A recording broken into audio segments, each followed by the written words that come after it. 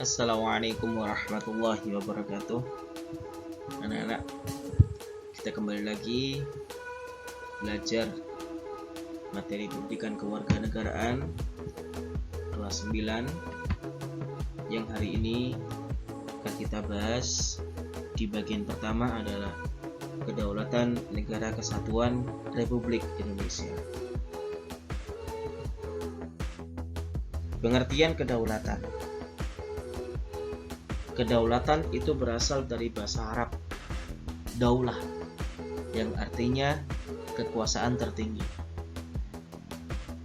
Pengertian kedaulatan itu sendiri adalah kekuasaan yang tertinggi untuk membuat undang-undang dan melaksanakannya dengan semua cara yang tersedia.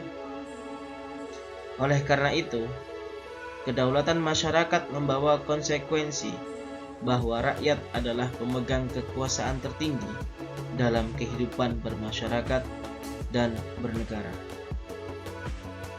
Kedaulatan rakyat berarti juga pemerintah mendapatkan mandat dari rakyat, oleh rakyat, dan untuk rakyat. Pemerintahan oleh rakyat mengandung pengertian bahwa pemerintahan yang ada diselenggarakan dan dilakukan oleh rakyat sendiri.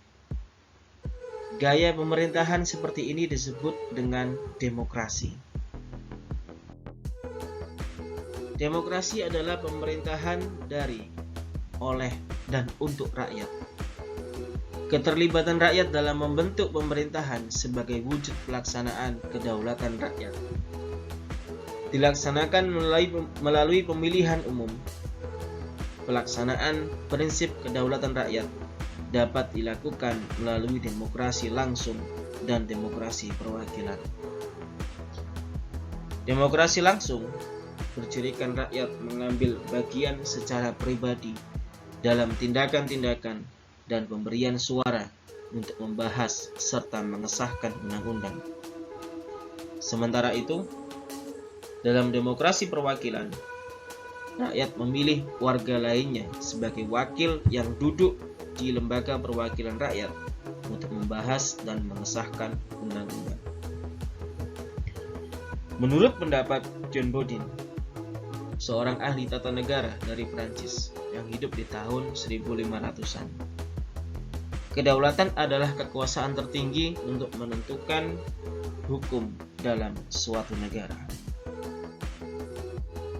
Kedaulatan memiliki 4 sifat pokok, yaitu asli, yang artinya kekuasaan tidak berasal dari kekuasaan lain yang lebih tinggi. Permanen, artinya kekuasaan itu tetap ada sepanjang negara tetap berdiri walaupun pemerintah sudah berganti. Tunggal, artinya dalam kekuasaan itu merupakan satu-satunya dalam negara dan tidak dibagikan kepada badan-badan lain. Tidak terbatas, artinya kekuasaan itu tidak dibatasi oleh kekuasaan lain. Negara yang berdaulat adalah negara yang mempunyai kekuasaan tertinggi atas suatu pemerintahan negara. Perjuangan bangsa Indonesia untuk memperoleh suatu kedaulatan berhasil meraih titik puncaknya pada saat proklamasi kemerdekaan pada tanggal 17 Agustus 1945. Kedaulatan atau kekuasaan tertinggi suatu negara terdiri atas 2 bentuk, yaitu kedaulatan ke dalam dan kedaulatan keluar.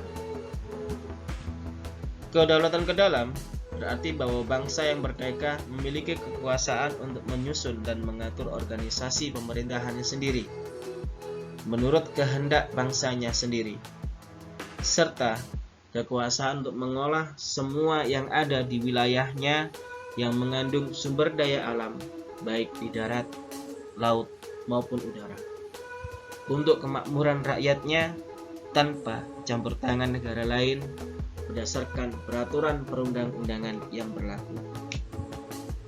Kedaulatan keluar berarti mempunyai kekuasaan untuk berhubungan dan bekerja sama dengan negara lain tanpa terikat oleh kekuasaan lain. Contohnya, mengadakan perjanjian dengan negara lain, menyatakan perang atau perdamaian, ikut serta dalam organisasi internasional, dan sebagainya.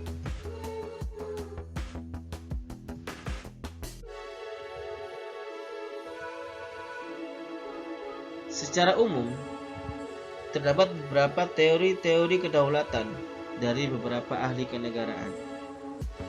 Adapun teori-teori kedaulatan tersebut diantaranya sebagai berikut: teori kedaulatan Tuhan, teori kedaulatan raja, teori kedaulatan negara, teori kedaulatan hukum, teori kedaulatan rakyat. Prinsip-prinsip kedaulatan negara Republik Indonesia adalah sebagai berikut. Negara Indonesia adalah negara kesatuan yang berbentuk republik. Kedaulatan berada di tangan rakyat dan dilaksanakan menurut Undang-Undang Dasar. Negara Indonesia adalah negara hukum. Presiden tidak dapat membekukan dan atau membubarkan Dewan Perwakilan Rakyat. Menteri-menteri diangkat dan diberhentikan oleh Presiden. MPR hanya dapat memberhentikan Presiden dan atau Wakil Presiden dalam masa jabatannya menurut Undang-Undang Dasar. Prinsip negara kedaulatan rakyat memiliki hubungan yang erat dengan makna demokrasi. Demokrasi berasal dari kata demos dan kratein. Demos berarti rakyat dan kratein berarti pemerintahan. Secara harfiah, demokrasi memiliki pengertian pemerintahan rakyat. Abraham Lincoln mengartikan demokrasi sebagai pemerintahan dari rakyat, oleh rakyat, dan untuk rakyat. Jadi, dalam negara demokrasi, rakyat yang memiliki kekuasaan untuk mengatur pemerintahan atau kekuasaan ada di tangan rakyat. Hal ini sejalan dengan makna kedaulatan rakyat. Dalam perkembangannya, demokrasi mengalami pasang surut. Hal ini ditandai oleh adanya beberapa istilah demokrasi yang menunjukkan bentuk pelaksanaan sistem pemerintahan demokrasi di suatu negara. Budiarjo tahun 2003 mengemukakan sejumlah syarat dasar untuk terselenggaranya pemerintah yang demokratis di bawah rule of law sebagai berikut. 1. Perlindungan konstitusional. 2. Badan kehakiman yang bebas dan tidak memihak. 3. Pemilihan umum yang bebas. 4. Kebebasan untuk menyatakan pendapat. 5. Kebebasan untuk berserikat, berorganisasi, dan beroposisi. 6. Pendidikan keluarga negaraan. Kita telah mengetahui bahwa bangsa Indonesia adalah negara yang berdasarkan demokrasi Pancasila. Demokrasi Pancasila memiliki makna demokrasi yang dijiwai oleh nilai-nilai Pancasila sebagai satu kesatuan. Demokrasi yang dijiwai oleh nilai ketuhanan yang Maha Esa, kemanusiaan yang adil dan beradab, persatuan Indonesia, kerakyatan yang dipimpin oleh hikmat, kebijaksanaan dalam permusyawaratan atau perwakilan, dan keadilan sosial bagi seluruh rakyat Indonesia.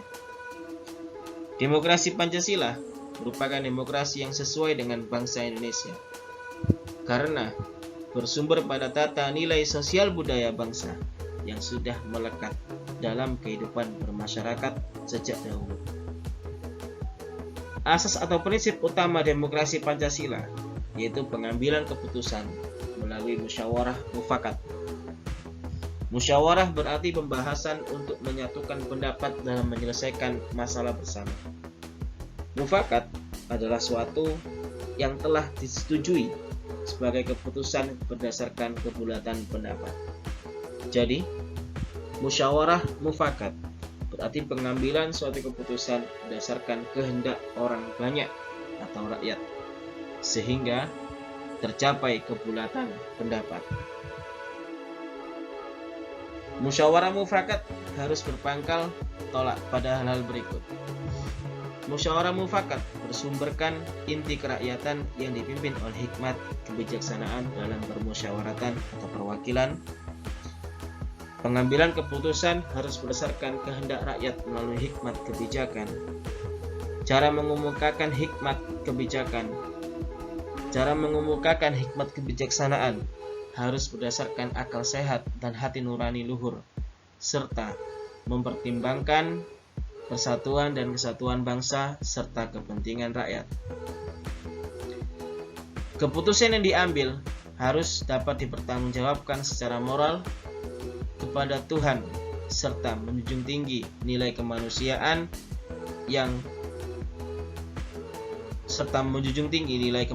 dan keadilan. Keputusan harus dilaksanakan secara jujur dan bertanggung jawab.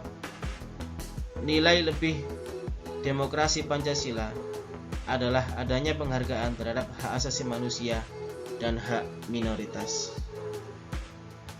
Demikian penjelasan di bagian 1. Kita akan lanjut di bagian kedua. Sekian, Pak Bagus akhiri. Assalamualaikum